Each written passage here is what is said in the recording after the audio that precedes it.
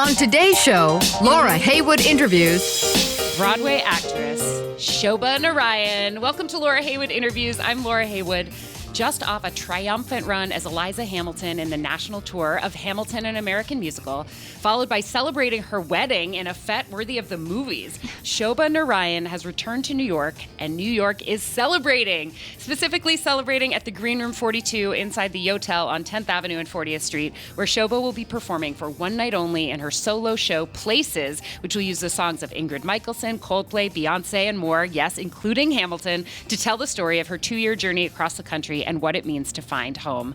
Shoba and I met in the dead of winter, right before she took off on her adventure with Hamilton, and that was actually the last time I saw her before today, so you'll get to listen in as we reconnect. And even though this is radio and it's kind of cruel to people listening who can't see her, Shoba is so beautiful that it would be disconcerting or annoying if she wasn't so warm and open and kind. I love you so much, and you're glowing, and I'm so thrilled you're back. Shoba Narayan, welcome to Laura Heywood Interviews. Thank you so much. You're the sweetest person in the world. Oh, my God. It's easy to be sweet to someone who's been so sweet to me. But I have to correct you on one thing. Oh, no. We met, actually, in the Imperial Theater. Oh, I do remember that. I guess not formally, but you were sitting in the mezzanine, and we were handing out pierogies for our pre-show. I do remember that. Ritual. And I remember I handed you a pierogi, and I was like, I am obsessed with your AOL Build interviews. Oh, my gosh. And you're like, thanks. No, I remember. I totally remember that. I had come in to see like new casting, and I got a seat in the back of the balcony. I was sitting with a school group, and I was. You were behind one of the platforms. Yeah, and I was so excited and impressed, and I just felt so seen that somebody who was in this grand spectacle show had seen me and had heard of me. Oh my gosh, your interviews aren't just incredible. I'm a huge fan. Oh my gosh, I hope I do you proud today. Oh God. Now that you're on the other side of the microphone. I just remember thinking, oh gosh, like she probably thinks I'm so weird that I just said that during No, not at all. In ritual. fact, I have had a major, or I sort of go back and forth depending on my hormonal state and my state of mind, how I'm feeling. But like, I get worried sometimes that I'm too up in the faces of the people that I love, and that I'm going to be like, oh, that annoying fangirl is here again. And, so to be seen as like a professional who is doing work in the industry, as opposed to what the evil voices, like the devil on my shoulder says, which is, get a grip, like stop obsessing over. No, I admire you so much. Like, you truly do your research. You're such a lover of this art form, and it's just so clear. You're so invested in everyone that you interview. It's just such a joy to listen to every time. Thank you so much. Yeah, of course.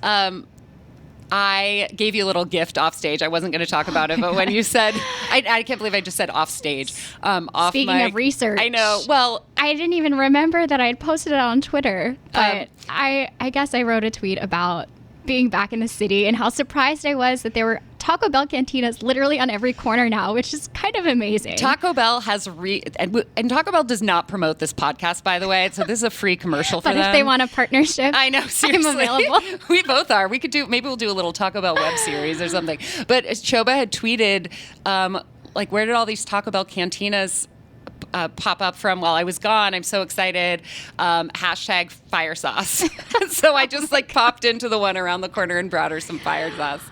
I did learn that from my own, I've been on this fitness journey. Yeah. And Mark Fisher, right? Yeah, Mark Fisher Fitness, and who also doesn't sponsor the podcast, but maybe they should. And I learned that you can make steamed chicken breasts, but if you put Taco Bell fire sauce on them, you get the same.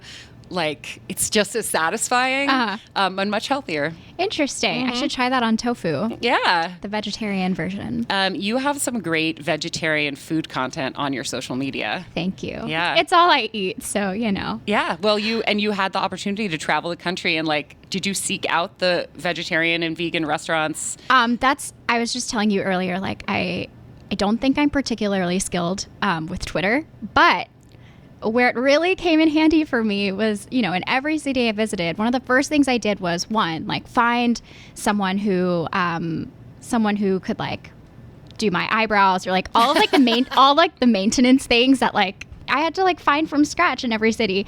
And the second thing is like, please send me your vegetarian restaurant recommendations. And people really came through, and I went to a lot of those places. So this was on Instagram. You'd be seeking these things out? Oh, no, on Twitter. Oh, you did use Twitter for that? Yeah, I did. And then you documented it on Instagram. Yes. Like, yeah. Your archived stories are so much fun. And I just went back and I watched all of them, and I realized how little of touring life we actually generally, as the audience, get to see. Yeah.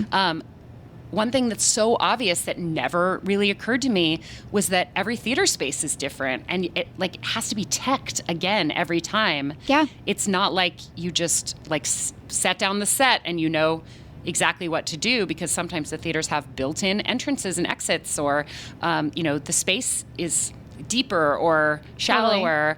Totally. Did you ever forget like where you were supposed to enter and exit? I mean, I know it's vaguely the same, like mostly the same. It is mostly the same. We did have like a long tech process when we opened, like right before we opened. But in every city that comes after that, we have like an hour to do a sound check, and we just kind of walk the space and we get familiar, and then that's it. We kind of just have to go. And I'm just on hyper alert, or was on hyper alert every time we opened in a new space, just because like my dressing room would be in a different place, or where I'd get my water would be in a different place. So I would say like the backstage traffic was harder to navigate than whatever happened on stage, for sure. How long were you in each city?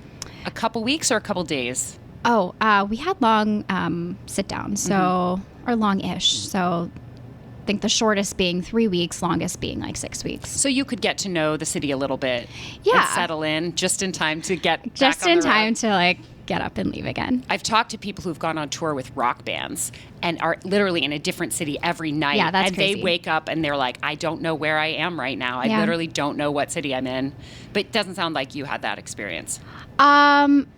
No, it definitely wasn't that extreme. That being said, it was like as soon as I found my grocery store, as soon as I found the gym and got into routine, it was like, all right, gotta go and go to the next place and set up shop in a new space. So. Is it unfair to ask if you had a favorite or a place that felt distinctly more like home than the others? Oh, I have to say, well, distinctly home more than the others.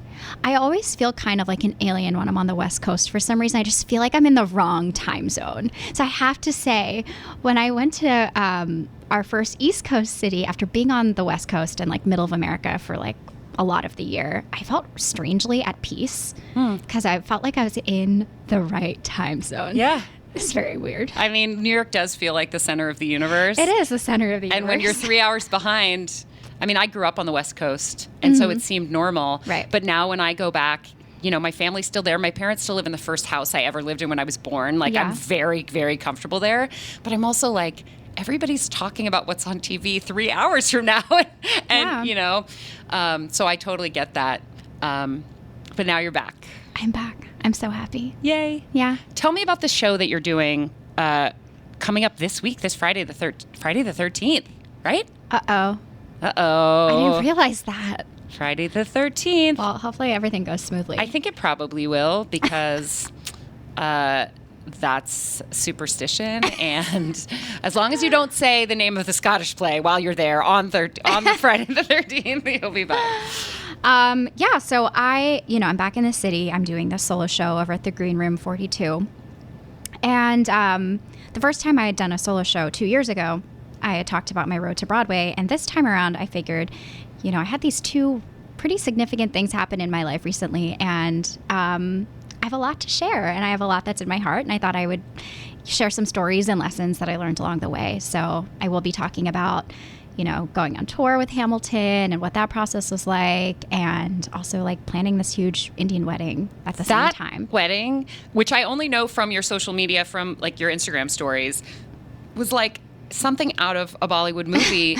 And I realized that might be totally closed-minded and ignorant of me to say, because the only exposure I've had to big Indian weddings has been in movies. Yeah. And so I don't know if yours actually was that similar to the ones in the movies, or if I just have a myopic view of like quote unquote all Indian weddings looking the same in a way. Did it feel that grand to you? Did it feel like something out of the movies? Or was it pretty standard for an Indian wedding? A lot of Indian weddings are like that. They're very colorful. They last several days. People are fed every 2 hours.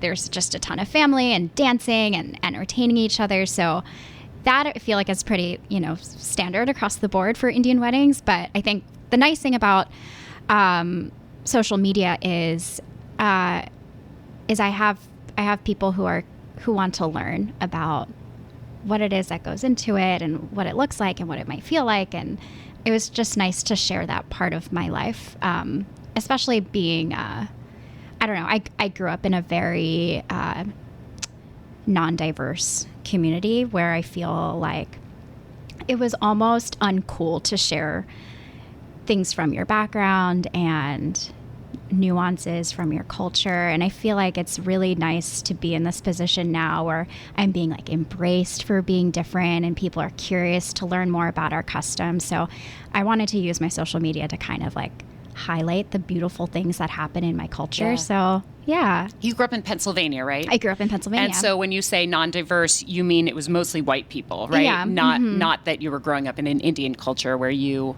were the majority. Yeah. I mean, my parents did an amazing job of like keeping me connected to my roots. So like I studied classical Indian music and classical Indian dance, and I definitely had a community there. But for the better part of my, time as a child, I was in, crowds of mostly Caucasian folk. I am so excited that you gave me a perfect segue to talk about classical Indian dance because the videos of you that are on YouTube are so incredible. Thank you. Bharatanatyam, is that? So it's actually did I not get it? I've been no, practicing it's all it. good. It's all good. Okay. It's called Bharatanatyam. Well, I just said it with like a American American accent, but I feel like I came pretty close. Listen, I'm going to see if I can play this. Hang on. Oh my gosh. Bharatanatyam. This is how I learned. Yeah. I've been practicing, and then you can slow it down. Bharatanatyam. All right. You can switch it to that Google? British pronunciation, Bharatanatyam. Oh, not quite. and then put it back into fast pronunciation. Bharatanatyam. But it sounds like none of those are right. Yeah, so it's Bharatanatyam. And the cool thing about... Bharatanatyam. Yeah, you got it. So if you break that word down... so this art form is incredibly theatrical. And it was nice getting to learn this in parallel to doing, musical theater and like voice lessons and all the things I did growing up. And I feel like it helped me in the acting part of my life.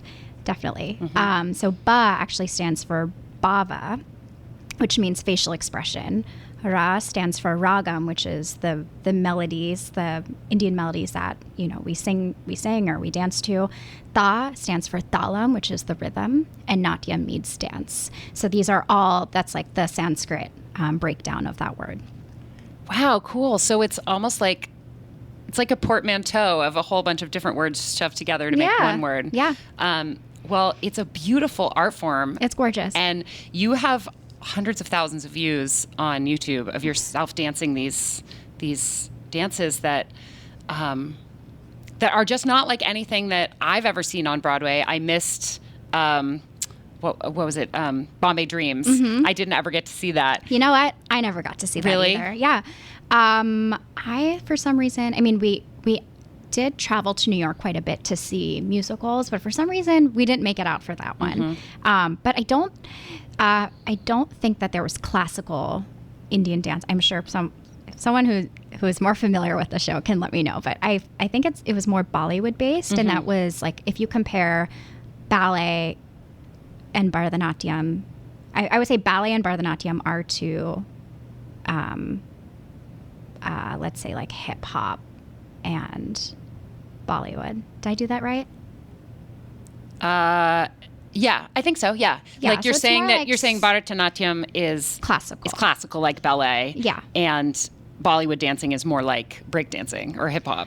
Yeah, it's definitely more like modern. commercial and rooted in, I guess, like current current movement and the way that we move our bodies in a contemporary way. Did you study ballet also? Yes. I actually already knew the answer. I am an ex-bunhead. I am an ex-slave to ballet. When did you start singing? I started singing. I started taking Indian classical vocal music, I think at age 7. And then how do you and then were you also just belting along with the pop songs you heard on the radio? Yeah. Because I feel like to my, again, totally ignorant ear that has not heard a lot of classical Indian singing. Yeah. It sounds like it comes from a different part of the throat. Yeah. It would be two separate skill sets, almost like rapping versus singing opera or something. Yeah. It's, you need a lot of vocal agility for sure. And just the way that, classical Western voice and classical Indian voice is taught are just so vastly different. Like in classical Western voice, we were taught to, learn how to breathe properly, and breath support is a huge thing. And that was never a thing when I was studying classical Indian music. You just kind of learn how to do it. And that's that. And nothing is written out. There's no sheet music in classical Indian music. It's an auditory learning process. It's all memorized. Yeah. So you listen to your teacher and you repeat over and over and over again until you have it. So it was very cool learning those two in parallel. I bet that it works different parts of your brain. Yeah. That just makes your brain stronger. I hope so. I mean, you're doing pretty well. You're doing pretty well for yourself. Yeah. How did you choose the other songs that when I say other songs, I know you're going to be including a couple of Hamilton songs in your show, or at least one. At least one. And then you have some favorite artists. Yep. How did you choose the other songs, the non-Hamilton songs, to make your show around? I had a lot of time to think about, what my next show would be. And every time I had some sort of desire to sing something or felt like it was connected to a story that was meaningful for me to share, I just kind of jotted it down. And I don't know, I didn't plan for it to be a certain way. I'm singing songs that are meaningful and have some sort of connection to the things that I want to say. So do you think that is it almost like your own personal jukebox musical where the songs tell the story of the last 2 years? Are they in a narrative order where you can be here's the thing that happened, and then you sing a song that connects point A to point B? Yep, that's exactly how it is. Oh my gosh, are you recording it? Yeah. Oh, good. Yay. Yeah. I don't know. You'll have to let me know so I can share with everybody else, what becomes of that recording, whether it becomes an album, whether it becomes a video, whether it's stuff that's up on YouTube or right. No, I'll definitely let you know. I wish it was more than one night so more people would get to see it. Well, we'll see how it goes. Maybe I'll do it again. Yeah. Awesome. Okay. Can we tell people about the time we met in the winter? You did an extraordinary act of kindness for me that continues to live with me to this day, quite literally. So, like you said, we met at Great Comet when you recognized me, and I felt like the gift of the gods had been bestowed upon me. And then we were following each other I was on Twitter, and somehow you came out of Great Comet with a pair of boots. Yeah. A pair of these beautiful leather boots that sort of look like halfway between Doc Martens and gladiator sandals. Yep. How did you end up with them, first of all? So, the costumes on that show were just incredible. Oh my gosh. And those boots came from our folk look. So it was very steampunk, it's just the coolest I've ever looked on stage, basically. What numbers were in that look? That was our opening. So got the prologue into Pierre, into Moscow. So that and first. Then we got back into it for Letters in Act 2. It was just such a cool look. Anyway, I had a bunch of boots to choose from when I joined the show, and actually I didn't choose, but I put these boots on and I went into rehearsal, and you know how we have so many stairs to climb? I wish that at some point they'd have let you wear like a Fitbit. Oh, people wore Fitbits. They did during the show, or like just during rehearsal to see? I think depending on your costume, you probably could hide it. I couldn't hide it under my stuff. Actually, I don't think I didn't own one at the time, but people definitely tracked their steps and their calories and everything. That is such good trivia. I'm going to need to get some statistics about how many steps and how many miles people were, just because at some point I'm going to put it into one of my like Broadway trivia game show nights. Yeah. Anyway, we were running Balaga, which was like this, I want to say like 15-minute long cardio number that happened. That was like our 11 o'clock number, you know, when people are usually just like standing in one place and singing. We had this huge like production number where we were like running all over the place and smashing paintings and taking shots and toasting people. It was crazy. Anyway, I was running up these stairs with these boots, and my boot was too big for the stair, and so I fell in the boots. And after that rehearsal, I was like, I'm going to be doing this every night. I need something that's going to be like a little bit more compact that, you know, my foot will fit on the stair and I won't have to worry. So I wore those literally once in rehearsal, and then I switched. And then when we closed, they asked me if they just kind of like gave them to me. And then I was moving out of my apartment, getting ready to leave for tour. And I was kind of like, oh, I can't keep all these things. So that's when I went on Twitter and I was like, does anyone want these boots from Great Comet? I'm a size 7.5. I want some. And like 25, 30, I don't know, maybe 50 people. I got so many responses. And I was so surprised. Somehow you chose me. Of course I chose you. I was like, this is going to go to a really good home, and she's really going to appreciate it. Not only do I love them, but I have actually worn them. I have now worn them on more Broadway stages than you have worn them on. Probably. Because you only wore them that one time. I only wore them that one time in rehearsal. And I wear them all the time. They're especially great for fall because they look amazing on you. Thank you. They look really good over tights. And especially if I put like colored tights, you can see the gladiator straps. But I wore them to closing night of Be More Chill. Amazing. I wore them on stage during a talkback at Come From Away. Nice. And I may have worn them when I hosted Waitress cast album karaoke too. I feel like I've seen you wear it a couple times. So I'm really happy. I always tag you in social media because like I think that first of all, the fact that you were a 7.5 meant that I could keep them and actually use them. Yeah. And I think some people might think that they might be aghast because here's this souvenir that should be kept pristine because it's a part of this, you know, the culture of Great Comet. Almost like you wouldn't, if you had, to go to an extreme, if you had the ruby slippers from Wizard of Oz, you wouldn't go running around New York City in the winter in them. Yeah, probably not.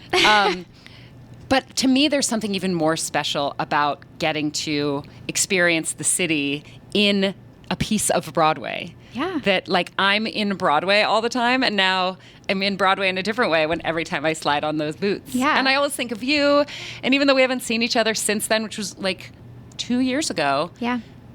I feel like you're with me a lot. Oh, that's really sweet. I'm so glad I gave them to you. I'm so glad you're using them. Yeah. And you have a little piece of Broadway history. Yeah, exactly. And I get complimented on them so much. No one's ever seen anything like them. I think they were originally from Zara. Yeah, they are.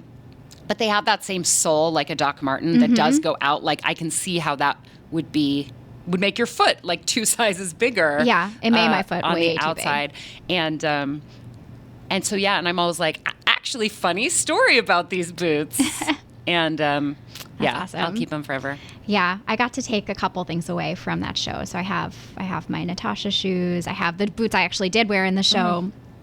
And Sammy Knold, who's a friend of mine, who is the associate director on the show and is the director on my solo show. She is? Yeah, she is. We went in and we got a couple of paintings from the set. Oh my gosh. So as I set up my apartment, I'm definitely going to be hanging up those beautiful paintings that saw, you know, how many shows did we do? 400 shows of Great Comet. Sammy is also a good friend of mine. I don't know know how I missed that she was directing your solo show, but she's a former guest on this show. I know. And one of my absolute favorite theater makers. When she was here, did you listen to that interview by any chance? I'm not trying to put you on the spot. I did listen to that interview. So we talked about... you guys were talking about Ragtime. We were talking about Ragtime. We also talked about Endlings, which has since been announced that it's coming to New York. Yep. It's a show that she produced that includes like a huge water tank. And we ended up talking about how the thing that excited her about that script was that the playwright considered it unproducible. Yeah. And she was like, let me have it. And I said, maybe we should start a theater company Called the Unproducibles. Yeah. Yeah. And I actually registered the website, Are you serious? theunproducibles.com. And I don't know what we'll do with it, but I feel like somebody should be commissioning works that are by definition unproducible. Yeah. Just to stretch the brains of creative people Totally. making art, but whether they're writing it with the intention of it never getting produced or with it like as a creative exercise, and then giving those scripts to people, to other artists, and seeing like how do you produce something unproducible? Totally. So maybe we'll recruit you to be the first of our acting company. Oh boy. For the Unproducibles. That's so funny. Wait, you got the website? You got the domain name? I just got the domain name. Okay. That's all we've done. Okay, so cool. far. Cool. And that's as far as it'll ever go. But You I don't just know like, that. I just like the idea that you can just get together with your friends and be like, why don't we make something? Totally. And Sammy's the queen of that. Yeah. How do you so you take your notes from you've been going across the country, you've had Hamilton, you've had this wedding, you've written down every time a song sort of reminds you of the stories you want to tell. How do you take that to a director and change it into a compact, cohesive narrative? Did you work with Sammy on that, or did you like script it out and then bring it to her already done? I mean, I scripted it out and I brought it to her. And, you know, every time I bring it to her, I read something out loud. She's like, that's interesting. That's less interesting. Let's cut that idea. She's really good at just helping me find that flow and putting the pieces together.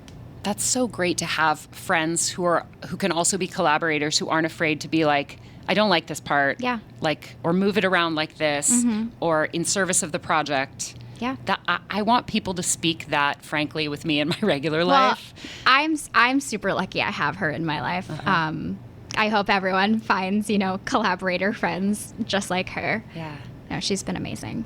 And just going back to what you were saying about like having all those souvenirs from Great Comet, that is so rare. I know so many people who have had custom footwear made for them that nobody else can ever wear, that they're not allowed to keep. Yeah. Todder Call was here a couple of weeks ago. Oh, yeah. And I first interviewed him when he was doing Kinky Boots, and he wrote it in his contract that he got to keep the boots. Amazing. But not every Lola got to keep the custom Lola boots that were made for them. Wonder how he managed that. I mean, I think it helped that he was coming in as a marquee name. That's and true. he got to, I think it all has to do with what you ask for before you sign on the dotted line and making sure it's written in. I know other people who've done that too, who have written in specifically with footwear, strangely. I mean, if you're getting these custom designer shoes, it makes sense. I know, but then you wonder, like, what are they... With Todrick, I can see him putting them in a glass case in his house. But I just wonder, like, what do you do if you have... What do you do with them? Do you wear them? I really don't know. Yeah. I've seen people wear, like, their old LaDucas at, like, dance calls and auditions and stuff because they look amazing. Yeah, I guess that's true. Yeah. I'm such a dork for this stuff. I'm also have been known to dumpster dive when shows are loading out. Oh my God. I was like, what is she talking about? I love having pieces of the theater around me. I have 2 cushions that were in the Imperial during Great Comet. 2 cushions? Seat cushions. Like, they ripped out a bunch of the seats, the theater seats. Oh, yeah, because they completely renovated that space. I haven't been in the Imperial, actually, since we closed. So. Oh, yeah, you would not recognize it. Really? Yeah. That's kind of sad. I know. What I really wanted was...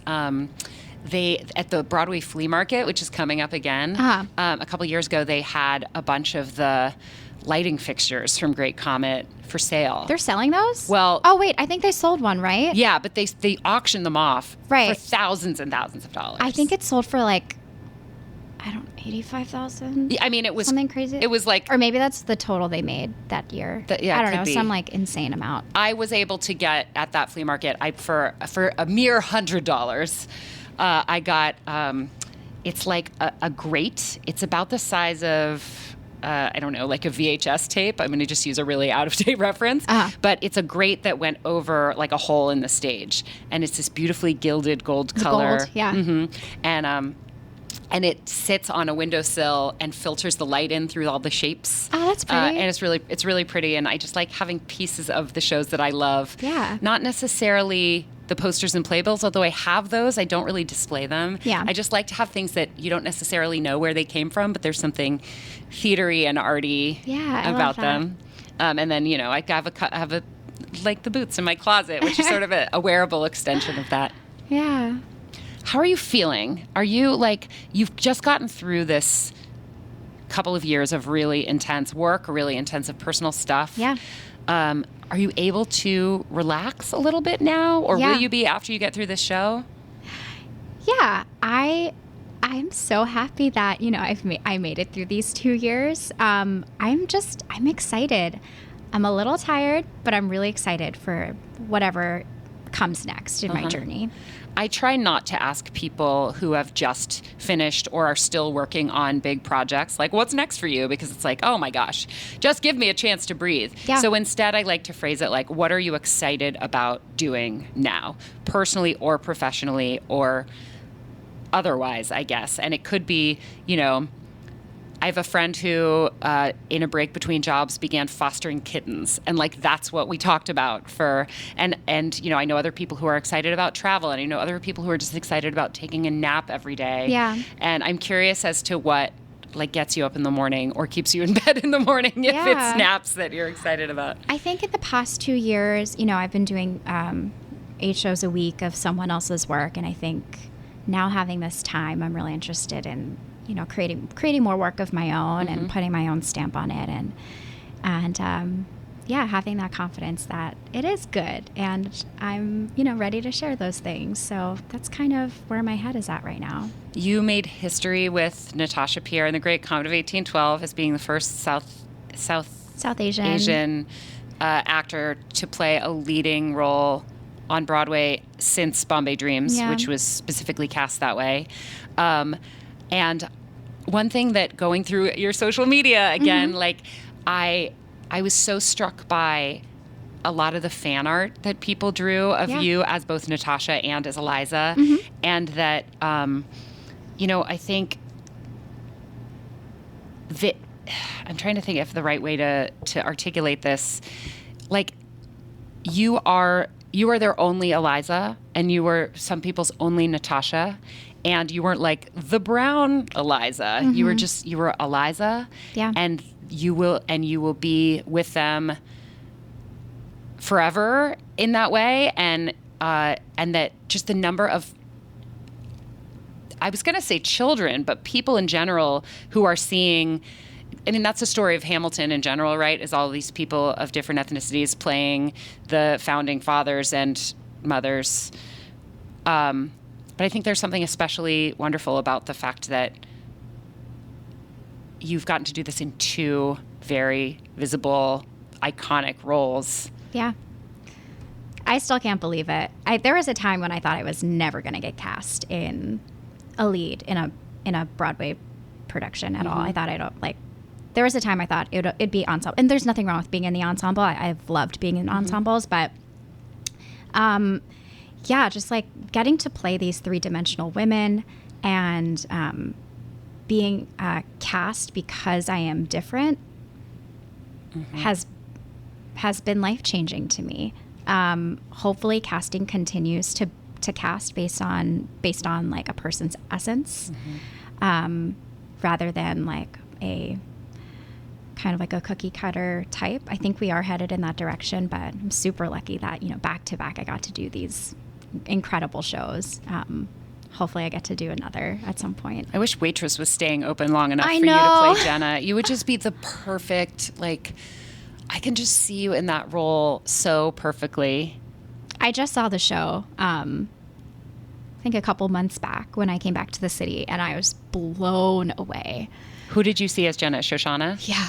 Yeah, she can sing. She can sing. Amazing. Yeah, I was not okay. I've seen every. I was like, everyone should quit singing because Shoshana won that one. I don't think that that's the way we need to be thinking about the way art works. I know. But, I think that there are probably people who see you and think that too. I mean, your voice is so beautiful. And it isn't just when you're performing. Like, there are these funny moments in your Instagram stories where you're like playing around with filters and stuff, and you'll just be singing along something. And I'm like, oh my gosh, it would take me weeks of practice to be able to just, I don't know, like get even close to that. Oh, thanks. And there's part of me that wants to be like, it's magic. You just have it.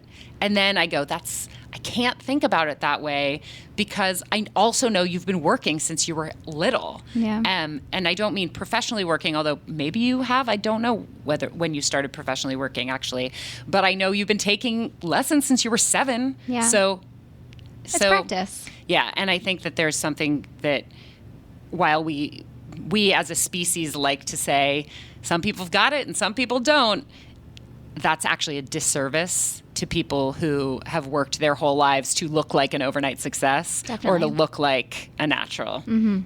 I always like to say, like, LeBron James still works with coaches. It's not good enough to, it's not just that you wake up one day and you're the best in the world and then you stop.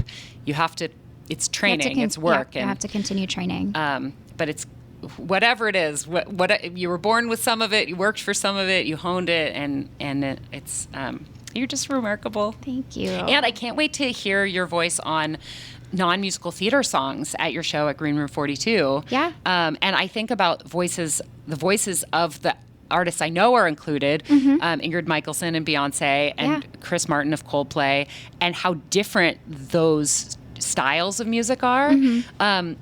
Did you do new arrangements of some of these songs? Are you singing them as almost like, are they going to sound more like covers or reinventions?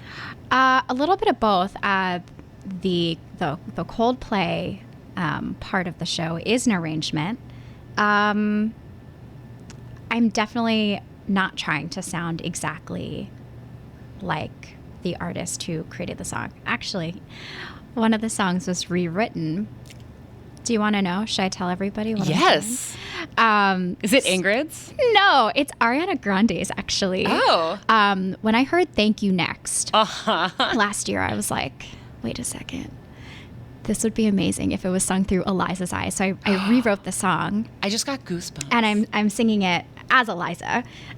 So that's something that's happening. So everything has like a little different spin on it, I would say. It's Eliza singing Ariana Grande singing Rodgers and Hammerstein? No. Oh, no, wait. I'm getting the songs Oh, mixed I'm up. sorry. No. Yeah, it was Thank You Next. Thank You I was Next. thinking about, I was thinking of Seven Rings. I know what you're talking about. Which is the one that's based on My Favorite Things. Yep. And I was imagining Eliza doing that. Well, I feel like those came out around the same I think time, they did so too. I can see why that's... But, oh my gosh, that's so cool. I was like, what would Eliza's favorite things be? I feel like that song could be rewritten for any number of characters. Okay, so will you tell us what some of the other songs are, or do you want to keep it a surprise? Gosh. Like, which Beyonce song are you singing? If you feel comfortable saying, and you don't have to. What's one I can reveal? Well, you can also just tell me to mind my own business and show up on Friday. I can guarantee a great "Fuck You" number by Beyonce. Okay. There are many. There are many, so you're going to have to guess. Okay, great. I love that. And then, all right, I think we'll just remind people that they can get tickets, and if they want to know anything else, please buy tickets. If you visit my Instagram at Shoba_Narayan, in my bio, you'll find a link to purchase tickets. You can also go to shoba-narayan.com. Yep. or hyphen, Shoba hyphen. Yeah, that one is, Narayan.com. yep, that one's hyphen. But everything else is underscore because there's this like famous bird watcher named Shoba Narayan. She's an author, yeah. And she's like really into birds and she has a bird podcast and she writes all these I articles. actually met her like a year ago. Really? Yeah, because Did you like get some of her mail? And you're like, I got your mail. Well, now if you Google us, it's like I feel like every other like article or something that pops up is like one of ours. Mm-hmm. But no, I met her in Pittsburgh actually, and my mom like reads her books and like knows about her, and she spotted her and she's like, oh, that's her. And so I met her and she's like, oh, you're the other one. I'm like, yeah. Wait, when you say your mom spotted her, do you mean like on the street? No, we were at a college commencement for my little brother, and I guess her daughter had gone to the same school. But it was total coincidence. It was total coincidence. Oh my gosh. Yeah. And you were like, excuse me, Shoba Narayan. I'm Shoba Narayan. Yeah. You know, I was bound to meet her at some point. Yeah, totally. There are a bunch of Laura Heywoods, mostly in the UK. Yeah. And one of them is a criminal attorney. And because like any sort of wannabe artist, I have a Google News alert set for my name, and every once in a while it'll be like, Laura Heywood, gets this like murderer off for this criminal defense attorney, Laura Heywood, blah blah. And so the headlines that sometimes come along with that are funny. I feel like if I saw them in print, I'd cut them out and put them on my. Not that I want to like get murderers off for their crimes they've committed, but anyway. That's interesting. That's very decent of you. And now we'll move on to another subject. How's married life? It's great. I love it. How did you meet this gentleman? We met actually when we were in college up in Boston, and we moved down to New York at the same time soon thereafter. He is not in the business, but is very invested in me and my career. It's really sweet. It's really, really sweet. Every time I have an audition, he's like the first to know about it, and he like Googles everything. He's constantly sending me articles, and he works in the tech industry. And I think one of the reasons we get along so well is like there's this really cool intersection between the tech industry and the entertainment industry. Mm-hmm. Both have like this amazing like entrepreneurial spirit to them. And he's wonderful. He's absolutely wonderful. College sweethearts. How did being on the road for 2 years, clearly it went well because you ended up getting engaged and getting married. Yeah. But that must have been really hard. It was hard. So he actually proposed to me right the week before I left for the tour. Oh my gosh. So I was engaged the whole time. And the nice thing was he has flexibility with his job to be able to fly. He was able to fly to every city that I went to. Whoa. Pretty much. And, spend like a few days out there at a time. And I also went on my days off. I would try to visit him as well. It was definitely tough, especially with like all the wedding planning. And then, a lot of our discussions became about the wedding a lot of the times. And when we were on like different coast, the time difference was tough. So no wonder you felt like you were in the wrong time zone. Yeah. Your other half was on the East Coast. Yeah. But yeah, he proposed right before I went out on tour. So is your proposal story a private moment, or is it a fun story you can share? It's a fun story. I'll share it. I'd love to hear it. I dive for stuff like this. So it was funny. I was in rehearsal for Hamilton. And we were over at New 42, and I got an email from my agent with an offer to sing at this Harvard donor event. So Jay is my husband's name. He went to Harvard, and the ART is, in association with Harvard. And that's also where Great Comet was before it went to Broadway. So anyway, I got this offer to sing at this Harvard donor event at the American Repertory Theater.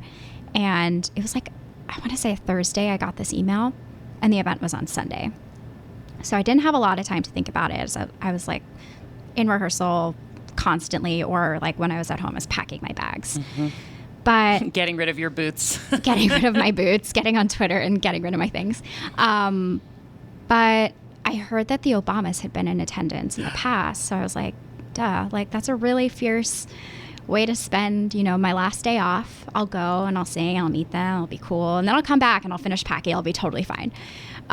So, typical me, just, overexerting myself. So I finished rehearsals that week and I get on a flight to Boston and I land. The ART company manager picked me up, brings me to the theater. I drop off my things and he walks me to the sound check.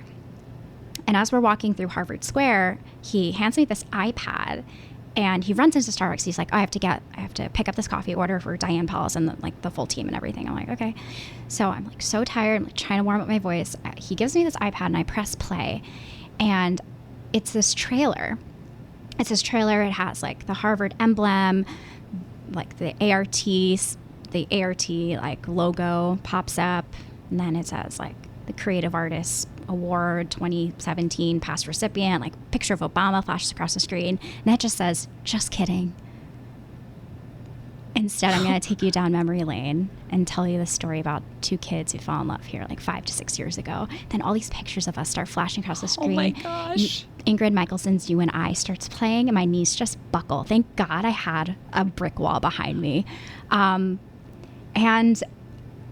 at that moment, like, I realized, like, I realized what was happening, but I was in performance mode. Like, I thought I had a gig. And when you're in that mindset, you're just like, wait a second. Did he choose to do this, like, right before I had a gig? Is he squeezing this in? Anyway, the video ended, and basically he told me, like, I was basically going to go on this scavenger hunt to these 4 significant locations. But when that video ended, I just turned around and I remember Ryan Sweeney, who was the company manager at the time, just looked at me and he's like, are you okay? And I was like, am I singing anywhere today? He goes, no, sweetie, but have a great rest of your day. And he leaves me. Oh my God. So there was no gig? There was no gig. And you were like, I only came out here for the Obamas. There was no gig, Laura. I got like a very formal offer with a full itinerary and like they're gonna pay me. It was my God. It was like this whole thing. I better still get paid. Yeah. But yeah, it was an amazing journey. We went to like all these significant places. So your agent and Diane Paulus and Sammy was in on it. Of course, Diane was not in on it. I'm sure maybe she heard about it later, but right. Sammy helped like orchestrate all of it because order. She had done some work at the ART. That girl cannot stop directing for anything. Honestly, she even directs when she's not directing. Honestly, directed my proposal. No, but it was funny because like I heard later on that like when they were figuring out what this event was going to be to lure me out of New York during like a very stressful time, they were like trying to figure out, what are the things that are really gonna like grab Shoba. I'm like, the offer needs to be good, but not like too good. It was hilarious. But yeah, that happened, and I saw him at the very end, and he got down on one knee and he proposed, and this also like, isn't it freezing in Boston? Actually, it was the most beautiful day in Boston. It wasn't cold. I didn't even need my puffer jacket. Oh, wow. Yeah. That's good because gorgeous. I just remembered the day that we met up, which was like that same week. It must have been that same week because you were about to leave.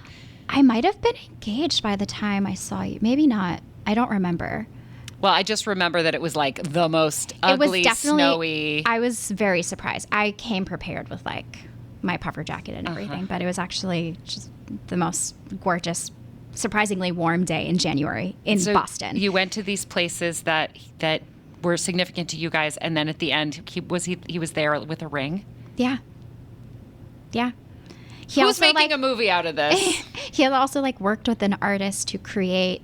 So outside of every location, there was like an easel with a portrait of us depicting the moment of us together in that location, if that makes sense. These are paintings? They were like sketches. Oh my gosh. But yeah, if you were not already married to this guy, I would be like, marry this guy. Yeah, he's pretty amazing. Anyway, we got on a plane, we came back to New York, and the next day, 10 a.m., I'm rehearsing the full show in front of Lynn. And his response was, I thought Helpless had a kick in it.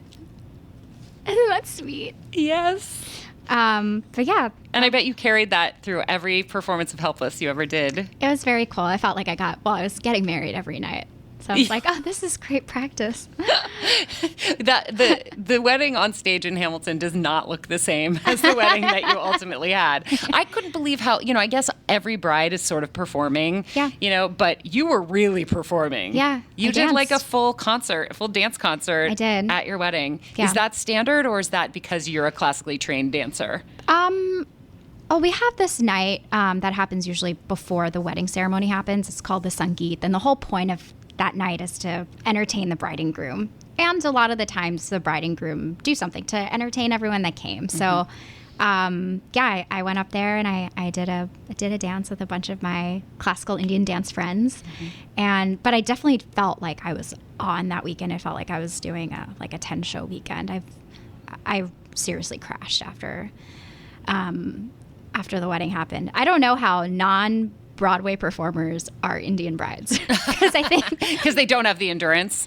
I mean, it really took it out of me. It was a lot of energy and a lot of smiling and a lot of being on. Can you imagine if you didn't go straight back to you were done with the show, right? I was done with the show. Can you imagine if you just taken the weekend off to get married and then gone straight back into the show? I mean, I can. I probably would have pushed myself to do it, knowing me. I actually, while I was on tour, I actually went to India for a week to get prepared for the wedding, and I flew back, and that Tuesday I was back in the show. So your body will listen. Yeah, you can. It'll give out eventually. I mean, you're a professional athlete, and I think that that's something that people often forget is how strenuous and how physical it is. I know that you do a ton of physical therapy. You've done cupping therapy. Yeah. Like those corsets must have taken a crazy toll on your body. Especially when they were new and we had to break them in. That was the hardest. But yeah, you're a professional athlete. Thanks, Laura. You're So are all performers. Yeah, exactly. And I'm glad you're doing something that feels like it's just for you now, and also getting to share it with people like me. Yeah. At the Greenroom 42. It's gonna be so fun. I'm super excited. I want to talk about one other thing before we get to the final segment of the show. Okay. And that is, I was so fascinated by a part of it was either your engagement or another part of the wedding, lead up to the wedding. You had your hands and arms painted. Yeah. And you covered them with makeup. Yeah. Was it henna that you had painted on you? Yeah, it's henna. Another name for it is mehendi. It's basically comes from a leaf. You can make it into a paste, and it dyes your hand. It's dye. And there are artists that just make the most gorgeous designs on your hands. Indian attire and what we do for the wedding is so elaborate, and just from the bindi to the earrings, there's just so much that goes into getting that look. So yeah, I had that on my hands. We actually had an engagement ceremony. That was one of my weeks off actually from the tour. I'd gone and we had it in Florida. And then I was back in the show, and I had asked them prior to it. I was like, can I get this done? I would like to, but I want to know if, I see people in the show have tattoos and they cover it. Is that something that I'd be able to do? And they're like, absolutely, have this experience, come back and we'll match the right makeup to your skin and it'll be totally fine. So it was really nice. I got to have that experience. Then I came back and it's this makeup that, doesn't come off unless, I think you apply it with alcohol, and it's pretty heavy duty. It doesn't come out unless you wash it with something special. But yeah, I had to paint my hands every day. I was just so impressed by how it was I was watching you wash something off because you put the video up. Yeah. I'm telling you guys, her Instagram story archives are a treasure trove. Aw, thanks. But yeah, it was almost with each brush of the paintbrush, it was you were taking off the henna. Yeah. But yeah, it was funny. The technology of theater is not just in the lights and the acoustics and stuff. It's also in the makeup and the costumes. Totally. And everything else. Yeah, unfortunately, Eliza doesn't have henna on constantly. It would be a different story. It would be a different story. But maybe someday you will be playing a leading role who is, who can wear henna and, like your Jenna could totally, I guess maybe if it's specific to engagement, she wouldn't, because the fact that she's already married is central to the role. But it would be, I'm excited. I get really excited about seeing roles that are cast with diverse actors, and that each time a new actor with a different background comes in, it actually changes the story rather than have it be like colorblind. Right. To have it like when Nicolette Robinson was playing Jenna. Oh, I so wish I saw that. She's my favorite one. I've seen all of them. Her voice is beautiful. I know. She's one of my favorite performers of all time. And like, I ended up feeling like because of what Jenna goes through, it shed light on the proliferation of like people of color in domestic abuse situations. Yeah. Because she wasn't playing like generic Jenna. She was playing a Jenna with a background of being an African-American person in a small town in America. Yeah. And it made the story more poignant. And that's what I love about diverse casting. Yeah. Anyway, suffice it to say, I can't wait to see you on stage this week at Greenroom 42. I will come and see you in anything you're ever in. I'm such a big fan of yours professionally and personally. I want to remind people they can follow you at Shoba_Narayan on both Twitter and Instagram. And on Instagram, the link in your bio will take them directly to the tickets. And then I want to close out the show the way I do with every episode, which is to shed light on an important organization doing good work, because I wouldn't feel right about myself if I had a public platform that I wasn't trying to use to amplify the voices of people making the world a better place. Yeah. So you have brought my attention to an incredible organization called Equality Now. Yes. Tell me about it. It's an incredible organization. My friend Sheetal Sheth, who's a fellow actress, introduced me to them a couple of years ago, and they are trying to achieve legal and systematic change that addresses violence and discrimination against women and girls around the world, and they are definitely worth supporting. So please, please, please look into them and support. Yeah, we can definitely get behind that. EqualityNow.org is the website. And I'm looking at it right now. It looks like they have 4 sort of pillars, and that is to end harmful practices around the world, such as female genital mutilation and child marriage, to end sex trafficking around the world, to end sexual violence, and that's across the board. 1 in 3 women in the world will experience physical or sexual violence in their lifetime, and their goal is to end that outright, and to achieve legal equality for women and girls, because when women and girls and men and boys and those who identify as neither are treated equally, everyone wins. And I can't imagine not wanting to get behind that cause. I'm going to make a donation to equalitynow.org in your honor today. Thank you. And I'm going to invite all of my listeners to do the same. It doesn't have to be a lot. I think for me, I spent a long time thinking it would be embarrassing to send in $1 or $3 because they'd be like, oh, great, $1. Thanks a lot. But if we all did it at the same time, then it would make a huge impact. And so I like the idea of sort of making a pledge. I do it twice a week. Anytime I have a guest come in, I make a donation to the cause of their choice. And in my dreams, hundreds of people listening do the same, and that somebody in that development office will be like, how did we end up getting 500 $5 donations today? And it'll feel like a holiday. So equalitynow.org is the website. Shoba-Narayan is your website. Yes. And then Twitter and Instagram at Shoba_Narayan. You're such a star. I'm just doing what I gotta do. Yeah. I love stuff so much, and I don't want to live a life of boredom. I want to just follow my joy and just bring everyone along with me. Well, you're certainly doing that. Thank you so much. And thanks to everybody for listening to Laura Heywood Interviews.